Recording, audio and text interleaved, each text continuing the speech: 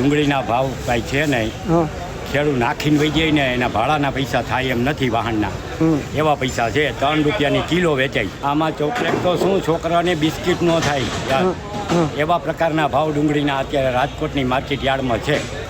એટલે ખેડૂતને લૂંટવા સિવાય કોઈ વસ્તુ છે જ નહીં. ખેડૂતોને ઓછા ભાવ મળે ત્યારે રાતા પાણીએ રોવાનો વારો આવે. ડુંગળીના ભાવ અત્યારે 50 થી 300 રૂપિયા સુધીનો છે. સાંભળ્યું તમે કઈ રીતે કિસાનોને કસ્તુરી રડાવી રહી છે.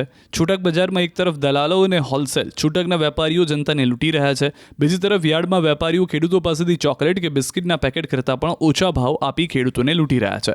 ડુંગળીની નવી આવક શરૂ થાય તે પહેલાં જૂની ડુંગળીના ભાવ કોડીના થઈ ગયા છે. રાજકોટ યાર્ડમાં આસપાસના ગામડાઓમાંથી મોટી સંખ્યામાં ડુંગળી લઈને ખેડૂતો આવી રહ્યા છે, પરંતુ ખેડૂતોને પોતાની મહામૂલી ડુંગળીના કિલોના 3 રૂપિયાથી લઈને 15 રૂપિયા સુધી જ ભાવ મળતા રોષ ફેલાયો છે. મણ ડુંગળી વેપારીઓ 50 થી 300 રૂપિયા સુધીમાં જ ખરીદતા ખેડૂતોને ડુંગળી યાર્ડ સુધી લઈ જવાનો ખર્ચ પણ માથે પડી રહ્યો છે. ડુંગળી વાવેતરથી લઈને યાર્ડ સુધી લાવવાનો ખર્ચ પણ નીકળી નથી રહ્યો, જેથી હવે કિસાનોને ડુંગળીને ફેંકી દેવા મજબૂર બન્યા છે. મન કેકામને ડુંગળી વેચી રહ્યા છે. કેટલાક ખેડૂતો તો કહી રહ્યા છે કે આટલા પૈસામાં તો બાળકનું બિસ્કિટ પણ ન આવે, એટલામાં પાક વેચવો પડે છે. તો અધિકારીઓનું કહેવું છે કે માંગ ઓછી અને પુરવઠો વધુ હોવાથી ભાવ ઘટ્યા છે. જો સ્થિતિ આવી જ રહી તો દિવાળી આસપાસ પણ ભાવમાં વધુ ઘટાડો થાય તેવી શક્યતા છે, પરંતુ છૂટક બજારમાં આ જ ડુંગળી ભાવ ખાવા લાગે છે. ગૃહિણીઓને 10 ગણા વધુ ભાવ આપી મોંઘી દાટ ડુંગળી ખરીદવી પડે છે.